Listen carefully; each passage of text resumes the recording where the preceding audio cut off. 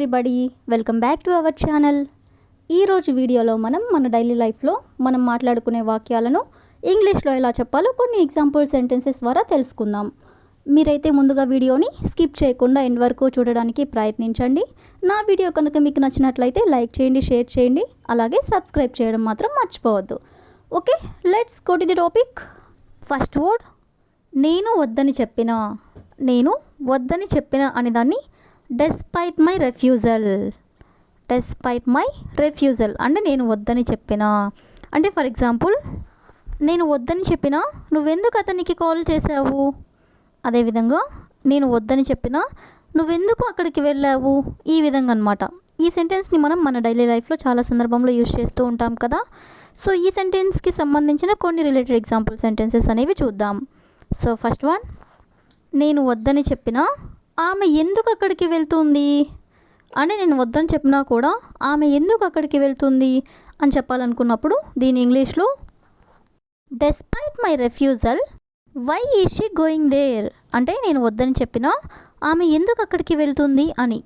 అదేవిధంగా next one, నేను వద్దని చెప్పినా అతను ఎందుకు ఫోన్ కొన్నాడు అంటే నేను వద్దని చెప్పినా కూడా అతను ఎందుకు ఫోన్ కొన్నాడు అనేదాన్ని ఇంగ్లీష్లో despite my refusal why did he buy a new mobile.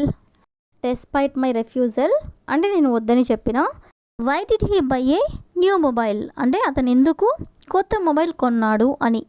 అదేవిధంగా నెక్స్ట్ వన్, మీ అన్న వద్దని చెప్పినా నువ్వెందుకు అలా చేస్తున్నావు. మీ అన్న వద్దని చెప్పినా నువ్వెందుకు అలా చేస్తున్నావు అనే దాన్ని ఇంగ్లీష్లో despite your brother's refusal why are you doing like so. Despite your brother's refusal అంటే మీ అన్న వద్దని చెప్పినా why are you doing like so అంటే నువ్వెందుకు అలా చేస్తున్నావు అని. అదేవిధంగా నెక్స్ట్ వన్, ఆమె వద్దని చెప్పినా నేను ఈ కార్ కొనాలనుకుంటున్నాను అంటే ఆమె వద్దన్నా సరే నేను ఈ కార్ కొనాలనుకుంటున్నాను అని ఈ విధంగా చెప్పాలనుకున్నప్పుడు దీన్ని ఇంగ్లీష్లో despite her refusal I want to buy this car. Despite her refusal అంటే ఆమె వద్దని చెప్పినా I want to buy this car అంటే నేను ఈ కార్ కొనాలనుకుంటున్నాను అని. అదేవిధంగా నెక్స్ట్ వన్, నేను వద్దని చెప్పినా ఆమె నాకు ఫోన్ చేసింది అంటే నేను వద్దన్నా కూడా ఆమె ఫోన్ చేసింది అని చెప్పాలనుకున్నప్పుడు despite my refusal she made a phone call to me. Despite my refusal అంటే నేను వద్దన్నా కూడా she made a phone call to me అంటే ఆమె నాకు ఫోన్ చేసింది అని.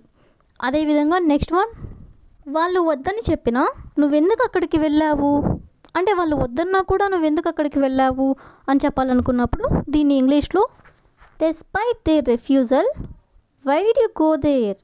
డెస్పైట్ దేర్ రెఫ్యూజల్ అంటే వాళ్ళు వద్దని చెప్పినా why did you go there అంటే నువ్వెందుకు అక్కడికి వెళ్ళావు అని. సో ఈ విధంగా మనం నేను వద్దని చెప్పినా లేదా ఆమె వద్దని చెప్పినా లేదా అతను వద్దని చెప్పినా అనే వర్డ్ని తీసుకుని దానికి సంబంధించిన కొన్ని రిలేటెడ్ ఎగ్జాంపుల్స్ అనేవి చూసాం కదా. నెక్స్ట్ వర్డ్ ఒకసారి చూడండి, నీకు ఎవరు చెప్పారు అనేదాన్ని హూ టోల్డ్ యూ అంటే నీకు ఎవరు చెప్పారు అంటే ఫర్ ఎగ్జాంపుల్, నీకు తినమని ఎవరు చెప్పారు లేదా నీకు ఉండమని ఎవరు చెప్పారు, ఈ విధంగా అనమాట. ఇలా చెప్తూ ఉంటారు కదా. సో ఇలాంటి సెంటెన్సెస్ని మనం ఇంగ్లీష్లో ఎలా చెప్పాలో మరికొన్ని ఎగ్జాంపుల్ సెంటెన్సెస్ ద్వారా తెలుసుకుందాం. సో ఫస్ట్ వన్, నీకు రమ్మని ఎవరు చెప్పారు అనేదాన్ని who told you to come అంటే నీకు రమ్మని ఎవరు చెప్పారు. అదేవిధంగా నీకు వెళ్ళమని ఎవరు చెప్పారు అనేదాన్ని who told you to go అంటే నీకు వెళ్ళమని ఎవరు చెప్పారు. అదేవిధంగా నెక్స్ట్ వన్, నీకు చేయమని ఎవరు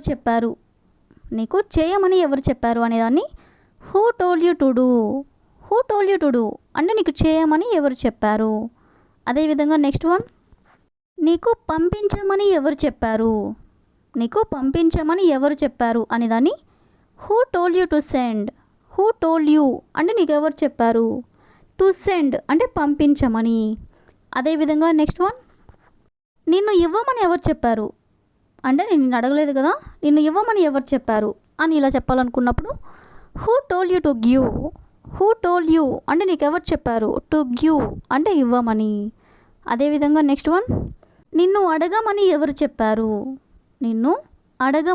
చెప్పారు అనేదాన్ని who told you to ask? Who told you అంటే నీకు ఎవరు చెప్పారు? టు ఆస్క్ అంటే అడగమని. అదేవిధంగా నెక్స్ట్ వన్, నీకు చూడమని ఎవరు చెప్పారు? నీకు చూడమని ఎవరు చెప్పారు అని దాన్ని who told you to see? Who told you అంటే నీకు ఎవరు చెప్పారు? టు సీ అంటే చూడమని. అదేవిధంగా నెక్స్ట్ వన్, నీకు మాట్లాడమని ఎవరు చెప్పారు? నీకు మాట్లాడమని ఎవరు చెప్పారు అనే దాన్ని who told you to talk? Who told you to talk అంటే నీకు మాట్లాడమని ఎవరు చెప్పారు? అదేవిధంగా నెక్స్ట్ వన్, నీకు తినమని ఎవరు చెప్పారు? నీకు తినమని ఎవరు చెప్పారు అనే దాన్ని who told you to eat? Who told you to eat అంటే నీకు తినమని ఎవరు చెప్పారు? సో ఈ విధంగా మనం ఎవరు చెప్పారు అనే వర్డ్ని కూడా తీసుకొని కొన్ని ఎగ్జాంపుల్స్ అనేవి చూసాం కదా. నెక్స్ట్ వర్డ్ ఒకసారి చూడండి. వీలైతే. వీలైతే అనేదాన్ని ఇఫ్ పాసిబుల్ అంటే ఫర్ ఎగ్జాంపుల్, వీలైతే ఒకసారి కాల్ చేస్తావా? అదేవిధంగా వీలైతే ఒకసారి ఇక్కడికి వస్తావా? ఈ విధంగా అనమాట. సో ఈ విధంగా మనం వీలైతే అనే వర్డ్ని తీసుకొని దానికి సంబంధించిన కొన్ని రిలేటెడ్ ఎగ్జాంపుల్స్ అనేవి చూద్దాం. సో ఫస్ట్ సెంటెన్స్, వీలైతే మనం మళ్ళీ కలుద్దాం. వీలైతే మనం మళ్ళీ కలుద్దాం అనే దాన్ని ఇంగ్లీష్లో if possible we will meet again. If possible అంటే వీలైతే, వి విల్ మీట్ అగైన్ అంటే మనం మళ్ళీ కలుద్దాం అని. అదేవిధంగా నెక్స్ట్ వన్, వీలైతే నన్ను క్షమించు. వీలైతే నన్ను క్షమించు అని ఇలా చెప్తూ ఉంటారు కదా. సో దీన్ని ఇంగ్లీష్లో if possible forgive me. If possible forgive me అంటే వీలైతే నన్ను క్షమించు అని. అదేవిధంగా నెక్స్ట్ వన్, వీలైతే అతనికి కాల్ చేయి. వీలైతే అతనికి కాల్ చేయి అని దాన్ని if possible call him. If possible అంటే వీలైతే, కాల్ హిమ్ అంటే అతనికి కాల్ చేయి. అదేవిధంగా నెక్స్ట్ వన్, వీలైతే నేను అక్కడికి వెళ్తాను. వీలైతే నేను అక్కడికి వెళ్తాను అనేదాన్ని if possible I will go there. If possible I will go there అంటే వీలైతే నేను అక్కడికి వెళ్తాను అని. సో ఈ విధంగా మనం వీలైతే అనే వర్డ్ని కూడా తీసుకొని దానికి సంబంధించిన కొన్ని రిలేటెడ్ ఎగ్జాంపుల్స్ అనేవి చూసాం కదా. So that's all for today. I will ask you a question for you. వీలైతే అతనిని ఒకసారి ఇక్కడికి రమ్మనండి. వీలైతే అతనిని ఒకసారి ఇక్కడికి రమ్మనండి. So if you know this one in English, please you can comment in the comment section. Thank you for watching.